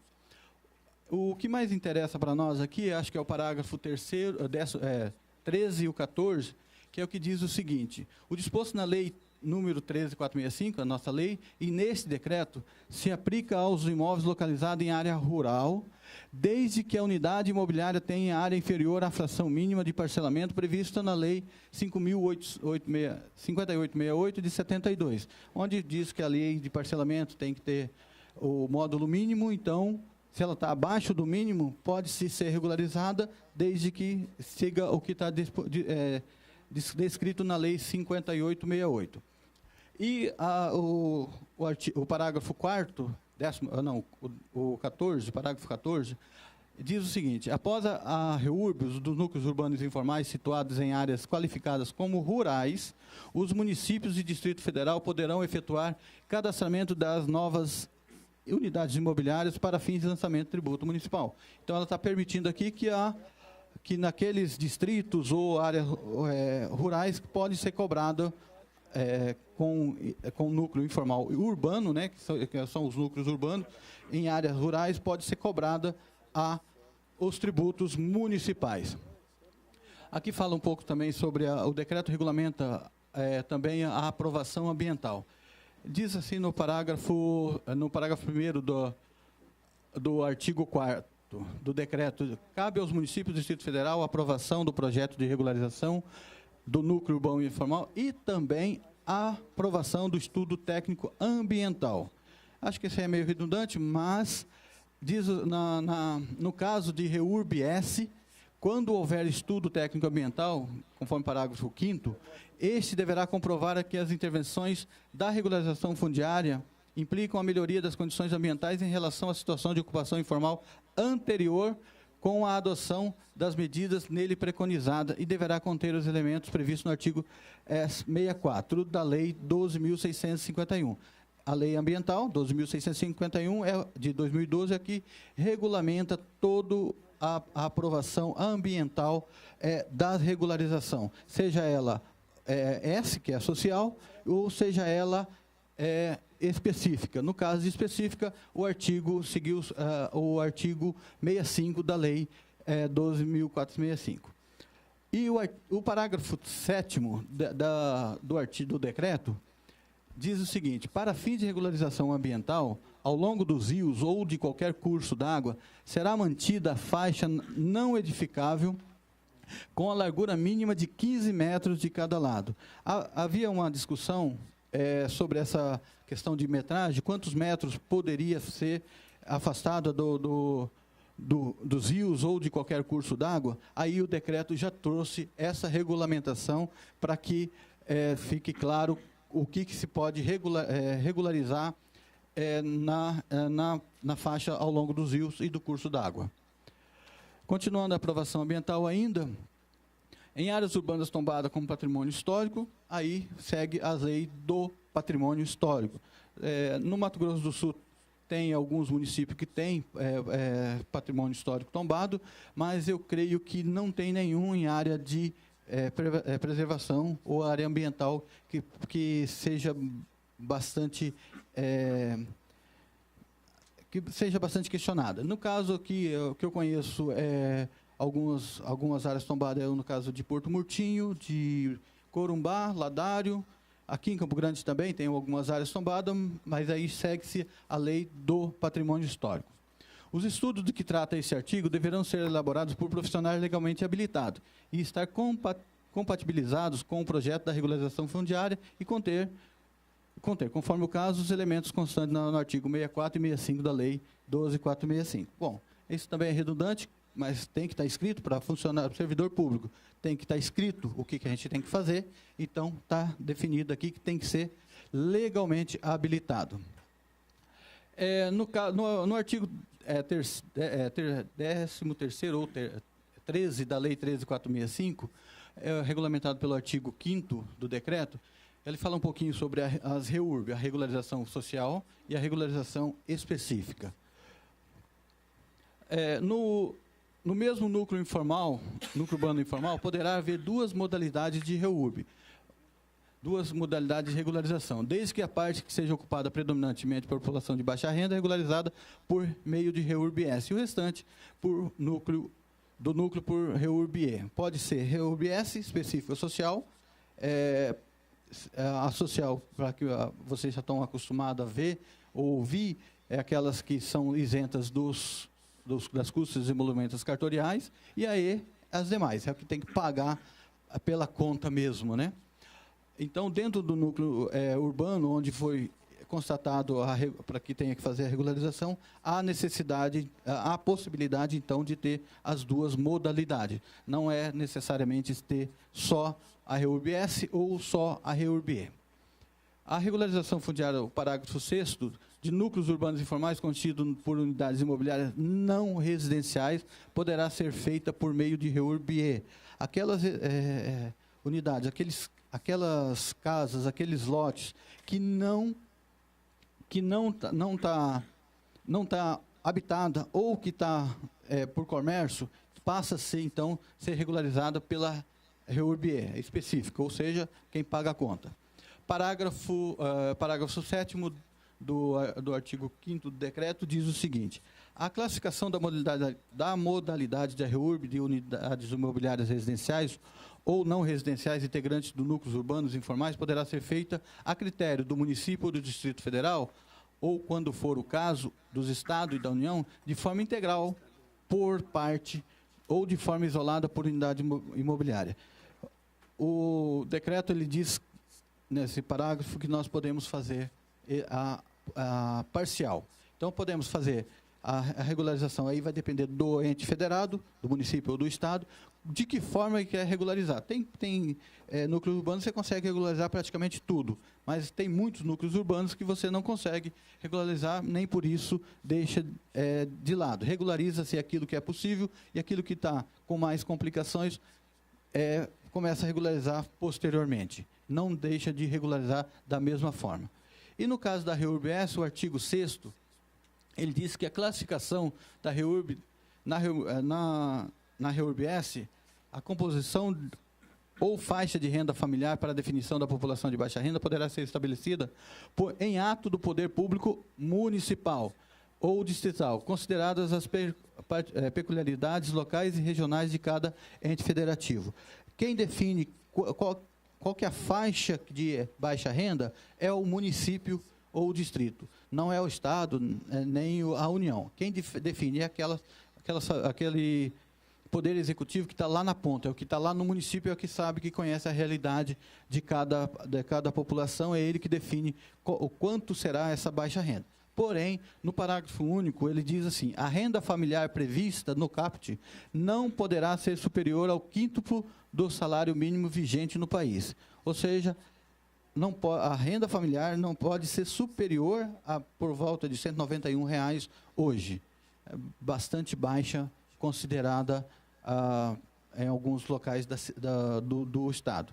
Mas tem alguns municípios que a renda per capita é muito baixa, então isso aqui também tem que ser respeitado. No parágrafo 3º do artigo 10º do decreto, que regulamenta o artigo 17 da lei, diz o seguinte: poderá haver mais de um documento indicativo do direito real constituído em um núcleo urbano informal, caberá ao poder público titular do domínio indicar a qual direito real cada beneficiário faz jus. Aqui, só fazer um parênteses, é que lá na lei diz, acho que no artigo 15, diz que tem vários instrumentos jurídicos que a gente pode utilizar. A legitimação fundiária, legitimação de posse, contrato de compra e venda, concessão de direito real de uso.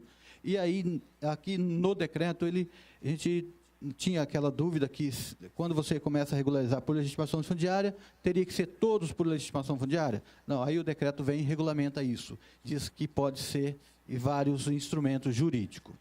O parágrafo 4º diz o seguinte: o procedimento previsto nesse artigo poderá ser aplicado em todo ou em parte do núcleo informal, e as unidades que não se enquadrem nesse artigo poderão ser tituladas individualmente. Então, aqui ele já deixa o parágrafo 3º e o 4º, ele deixa bem claro de que forma que nós podemos regulamentar e regularizar as unidades imobiliárias.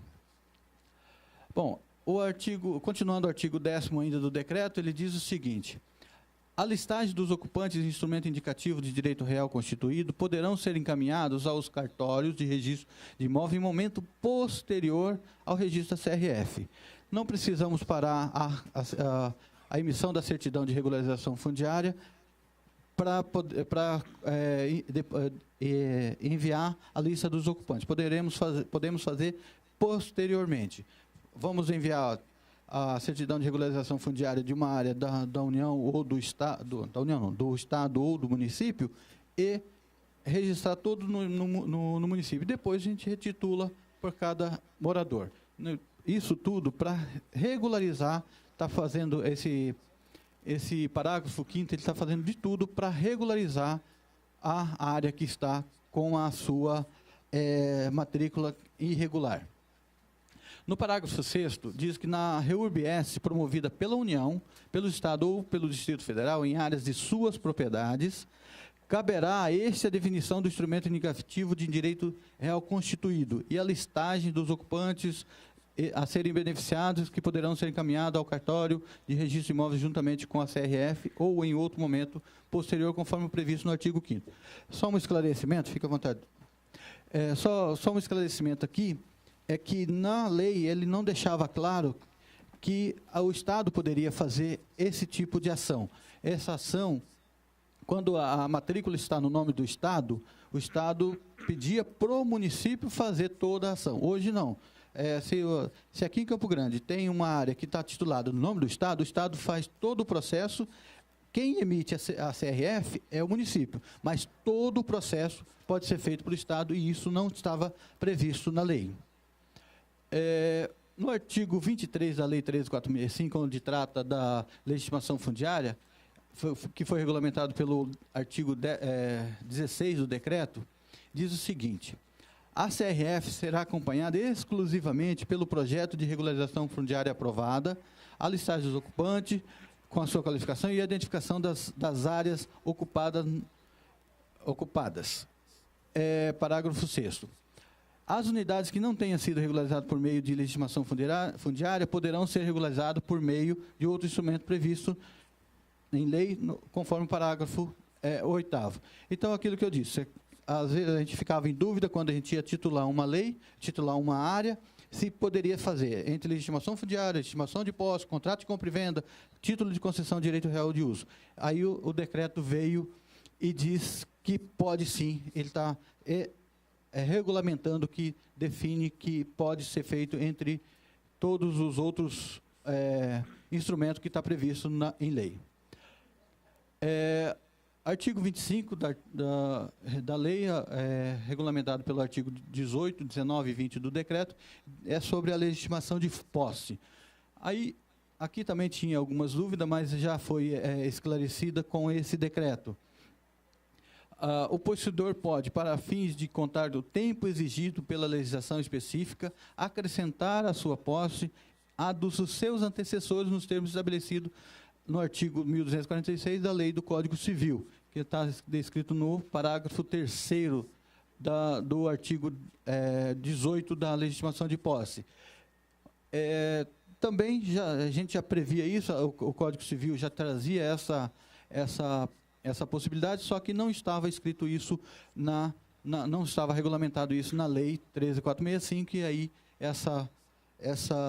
esse decreto trouxe essa regulamentação e incluiu junto, onde a gente pode pegar a sucessão de cada imóvel, a sucessão para que possa contar o tempo de legitimação de posse. Para só um esclarecimento, a legitimação de posse é semelhante ao uso capião. A legitimação de posse é para aqueles imóveis de área privada, é emitida pelo setor público, mas sobre a área privada. E aí, conta-se para a área privada o tempo de 5 anos, 10 anos ou 15 anos, depende do tamanho da área. O artigo 19, no seu parágrafo 3º, diz também: poderá ser utilizado diferentes meios de prova para a comprovação do prazo de tempo de posse necessário para a conversão do título de posse em título de propriedade. A legitimação de posse, quando você emite, tem que esperar 5 anos para depois ela transformar em título de propriedade. E também o artigo 19 diz que você pode utilizar todos os outros meios de prova, não só aqueles que está previsto no Código Civil. O artigo 20, no seu parágrafo 1, diz o seguinte: se for constatado que a legitimação de posse foi emitida em desacordo com a legitimação pertinente, o poder público solicitará ao oficial de cartório de registro de imóveis a averbação do seu cancelamento. Se percebeu no meio do caminho ou posterior que foi feito de forma incorreta e que a comprovação desses tempos de posse está de forma fraudulenta, o poder público pode imediatamente pedir o cancelamento do registro. No artigo 28 da Lei 13.465, regulamentado pelo artigo 21, onde fala das fases da REURB, o parágrafo 1º diz aquilo que eu acabei de falar agora há pouco: o termo de compromisso será assinado também por 2 testemunhas, de modo a formar título executivo extrajudicial na forma estabelecida no inciso 3º do caput do artigo 784 da Lei 13.105 de 2015, o Código de Processo Civil. Então, ele transforma-se de um instrumento que, posterior, o Ministério Público pode cobrar a sua execução.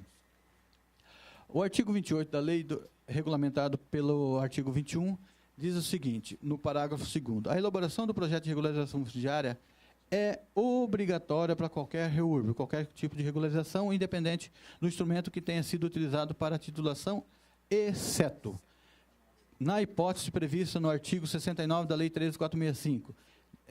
O artigo 69, ele trata do loteamento consolidado antes da Lei 6766.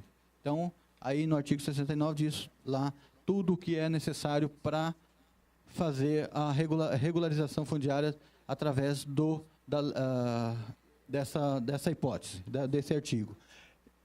E também quando se tratar de núcleos urbanos já regularizados e registrados em que a titulação dos seus ocupantes se encontre pendente.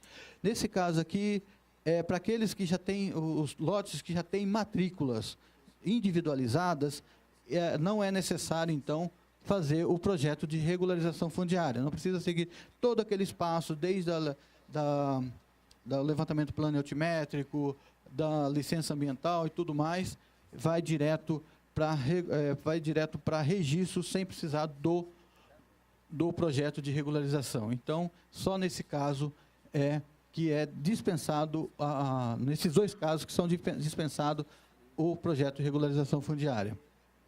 No parágrafo 3º, diz o seguinte: na elaboração do projeto de regularização fundiária, fica dispensada a apresentação da RT e da RTT, quando for o caso, desde que o técnico seja servidor ou empregado público.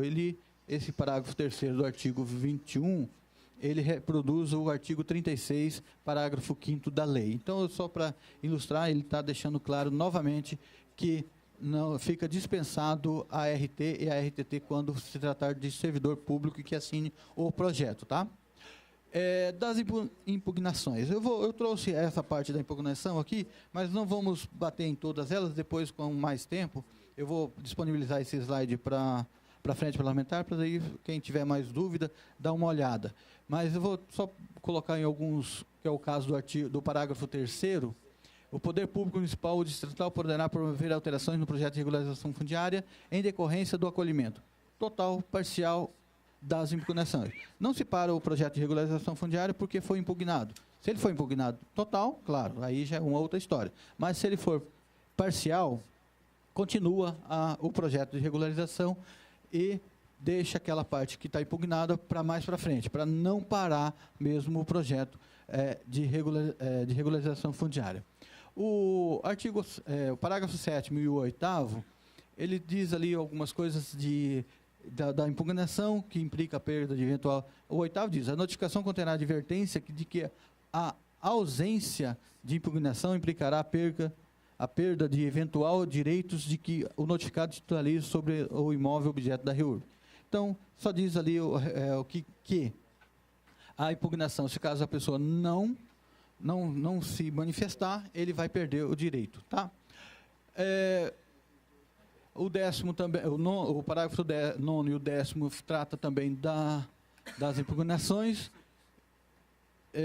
Aqui só diz o 10º ali no final, diz que se o impugnante não apresentar recurso no prazo de 15 dias, contado da data da notificação da decisão da rejeição, ele também perde os seus direitos sobre a área. Em caso no parágrafo 11, diz o seguinte: indeferido o recurso, o impugnante apresentará suas razões ao município e, caso não haja consenso, o Poder Público Municipal ou Distrital poderá iniciar o procedimento extrajudicial da composição do conflito. Aí a gente vai para aquela lei que fala sobre a resolução de conflito, que pode cada município implementar sobre essa Câmara de resolução de conflito.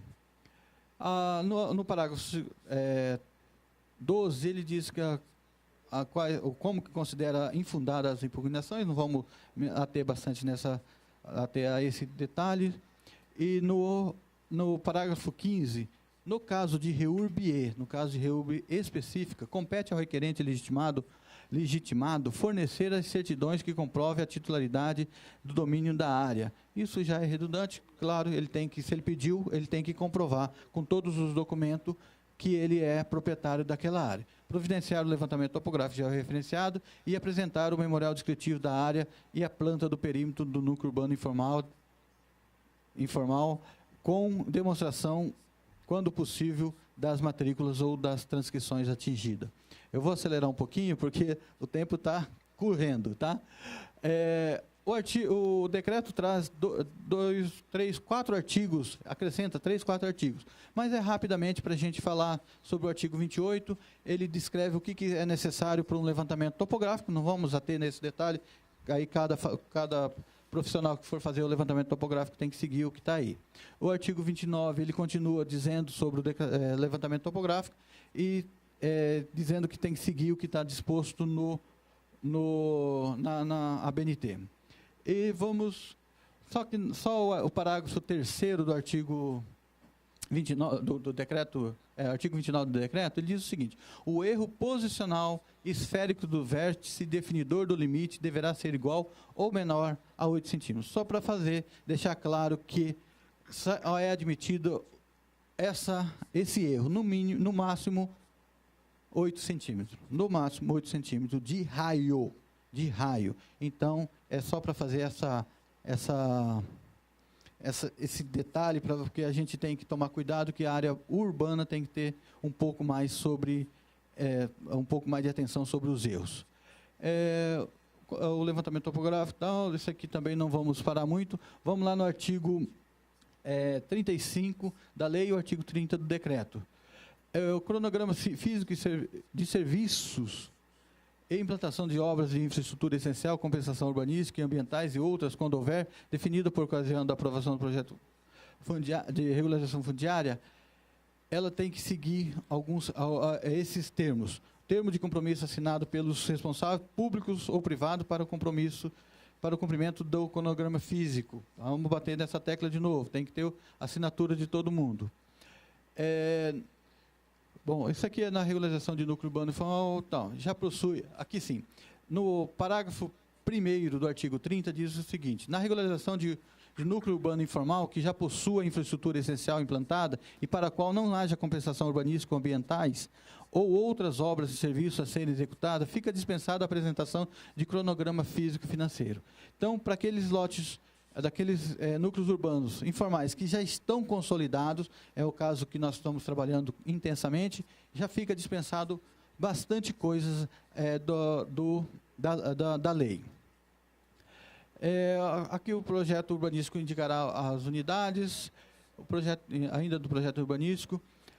No artigo 32 do decreto diz como que tem que ser o memorial descritivo, também é mais para conter. E no artigo 33 ele diz que, aqui, nesse caso aqui, quase não acontece quando tem uma unidade imobiliária que um lote que tem em 2 cidades. É bem complicado essa situação, mas ele prevê a regularização também desses lotes. Artigo 39, não vamos ater muito nesse caso.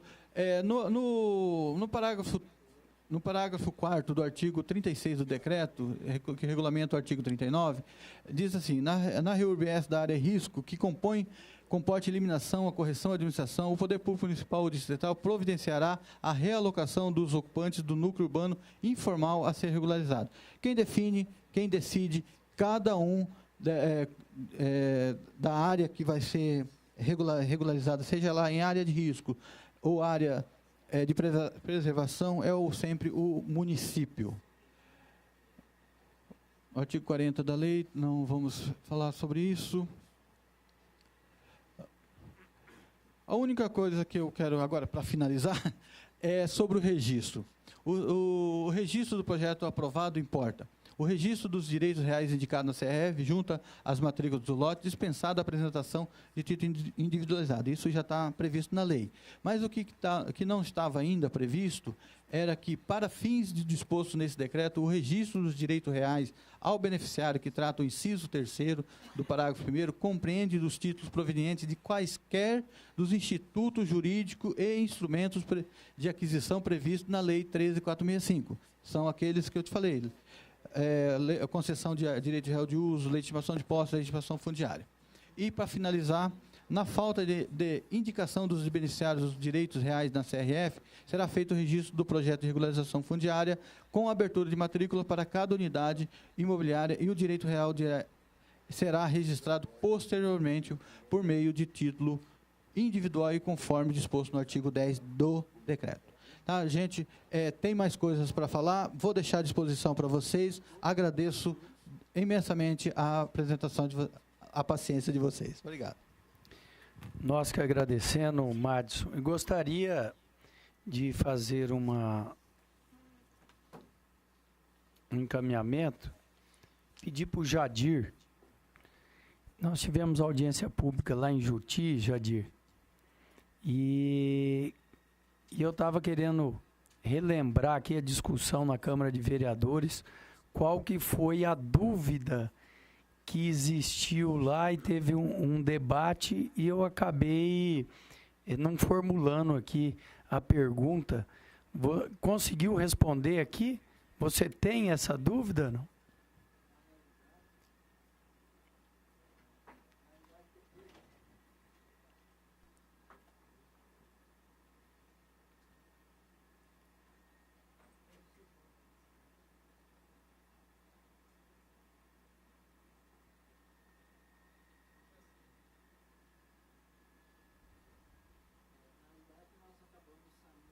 ia lá com aquela dúvida. Aí, uma semana depois, eu encontrei o vereador aqui em Campo Grande, no shopping, e ele tinha ligado para o Renato Góes. Ele tinha tirado a dúvida com o Renato, e a nossa dúvida aquele dia era saber, para quando se tratasse de REURB S não E, se tinha que ser pago ou não à prefeitura o valor do terreno, e realmente tem que ser pago. Então, as prefeituras vão ter que ter o cuidado, a partir de agora, de criar uma lei específica para isso, normalmente dando um valor simbólico ao terreno, porque se a prefeitura não tiver essa intenção, ela vai estipular o valor venal de venda lá, um valor alto, que aí a população não teria condições, por exemplo, de regularizar. Mas essa era a nossa dúvida aquele dia lá. Só fazendo, então, esse encaminhamento, nós tivemos uma audiência pública em Juti e uma grande parte do município são terras que pertenciam a uma inscrição que estava sobre a posse do município. E aí as pessoas foram, ao longo da colonização, construindo casas, comércios sobre esse terreno que pertencia ao município. E agora a prefeitura vai fazer a regularização. Qual que era a dúvida, então? Vai fazer a regularização S, mas o terreno, ele pertence ao município. Se essa pessoa que tem uma casa sobre um terreno que é do município, se ela tinha que só pagar a escritura, né? Ou se ela tinha que indenizar o município, porque ela estava dentro de um terreno do município. Então, dentro desse contexto, nós ficamos nesse debate mais de 1 hora e chegamos lá num acordo. Quem descobrisse primeiro avisava o outro. E aí o vereador que era contrário, ele tirou essa dúvida, e os advogados do município tinham também essa intenção, que a prefeitura encaminha, então, uma lei para a Câmara, onde ela vai colocar um preço, né, nos lotes. Pode ser um preço simbólico, né, mas precisa ser pago ao município o terreno, né, mesmo há 30 anos tendo a posse do terreno essa população. Então, essa era uma dúvida que aconteceu na audiência pública, e nós chegamos nesse entendimento, e agora eu estou tirando a dúvida aqui com o Jadir, que representa a Agraer, estava presente. Posso? Se me permite, deputado, Pois não. essa dúvida ela é pertinente, ela está prevista na legislação federal e no decreto. A questão da indenização ao município que estiver fazendo a REURB está previsto lá, mas a gente também não pode esquecer que um dos instrumentos importantes, aliás, importantíssimos da REURB, elencado na legislação federal e também tratado no manual da regularização fundiária que a gente trouxe, é a possibilidade da doação direta ao detentor da posse. Porque a União, ao editar essa legislação, ela não poderia promover a intervenção na autonomia federativa do município a ponto de dispor sobre o patrimônio dele. A titularidade do domínio do imóvel urbano é do município. Ele pode dispor, ele pode alienar, de acordo com o que estabelece a legislação sobre REURB, onerosamente, nesses casos de REURB S ou REURB E, requerer a indenização pelo bem ou fazer a doação direta, né? E o decreto federal que trouxe a regulamentação sobre isso era uma dúvida, se a legislação federal automaticamente autorizava os gestores municipais a fazerem a doação direta. O decreto federal veio e disse: os gestores municipais podem fazer a doação direta, de acordo com o que vier estabelecer a legislação local. Ou seja, a REURB E prevê a indenização, a S não, a REURB E prevê a indenização, está previsto lá, mas o município, dependendo do objetivo dele para aquele projeto específico, pode inclusive dispor do imóvel mediante doação. Né? Então, assim, são muitos instrumentos de regularização fundiária, são mais de 10 instrumentos de regularização fundiária. Então, salvo um enquadramento específico, tem que indenizar.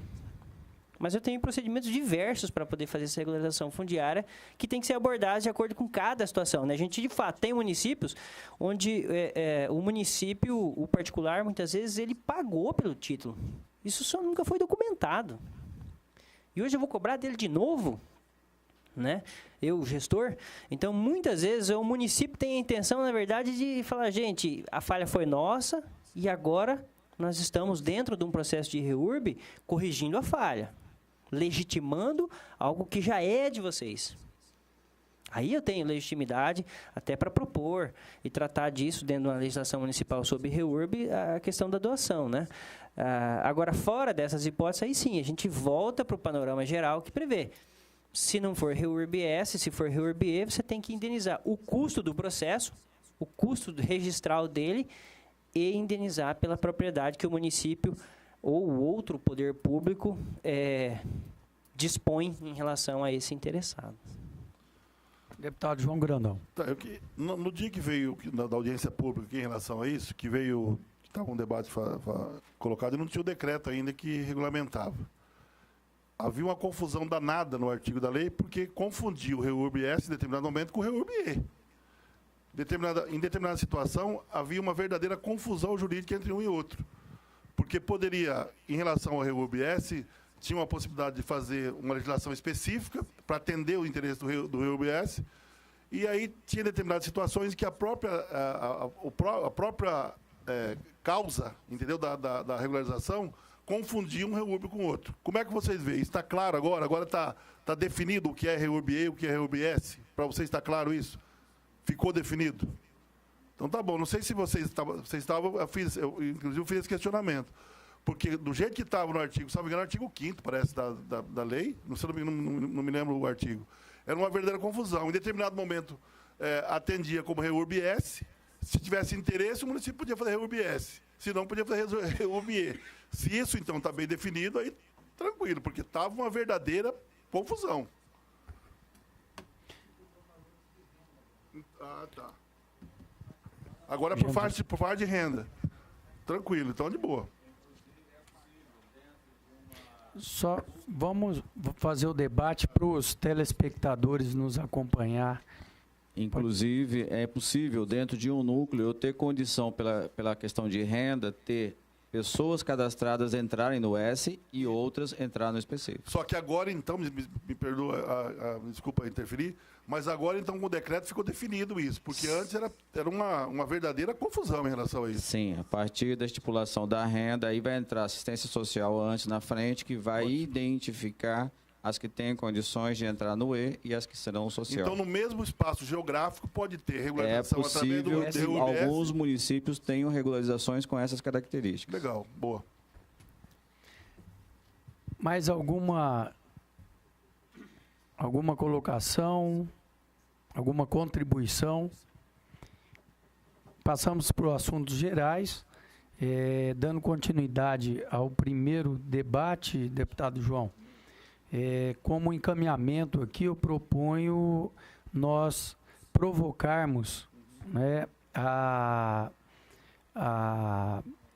Noreg para que ela possa se manifestar em relação à sua posição de como que foi as questões judiciais da reforma agrária, essa questão do registro, se vai o georreferenciamento passar em nome do proprietário ou como que fica a questão do INCRA, a gente perguntar qual que é o entendimento dessas instituições, né, a gente perguntar em relação ao cartório e também, depois disso, se houver divergência, nós podemos trazê-los aqui para a gente fazer um debate e acrescentar essa discussão nesse pré-projeto. De acordo? Eu queria também, dentro daquele contexto que nós falamos aqui, da valorização da instituição INCRA, tá, que nós vamos fazer esse documento, e eu estava conversando ali rapidamente que na verdade é funcionário do MDA, que agora o MDA, né, doutor Marco, não existe mais. Que a gente pudesse também incorporar nesse documento também a questão da valorização por parte desses funcionários que hoje extinguiu o MDA, eles estão na época era delegado federal do MDA, hoje é da Secretaria Especial, que é ligada direto à presidência. Então, eu queria pedir também, com a aquiescência de vocês, também dos funcionários do INCRA, que a gente atendesse, né, uma solicitação que foi feita pelo doutor Marco, que nós conversamos ali, e ele está fazendo a elaboração desse documento para que a gente pudesse anexar também junto em relação, até o próprio plano de cargo e tal, trazer junto para a gente poder anexar. Eu queria que vocês, enquanto também funcionários do INCRA, entendessem também a necessidade deles. Acrescentar, né? Ok. Vamos encaminhar, então, essa sugestão do deputado João Grandão. E o último encaminhamento é que nós estaremos agendando a discussão do Manual da Regularização Fundiária Rural. Nós fizemos um manual urbano e agora vamos começar a discussão do Manual Rural. Então, nós encaminharemos a data da primeira discussão, que é uma discussão à parte daqui da frente parlamentar, mas os técnicos envolvidos e aí dividir o trabalho para as entidades que estão participando da frente parlamentar. Alguma sugestão de pauta? Não havendo mais nada a tratar, declaramos encerrado a presente reunião.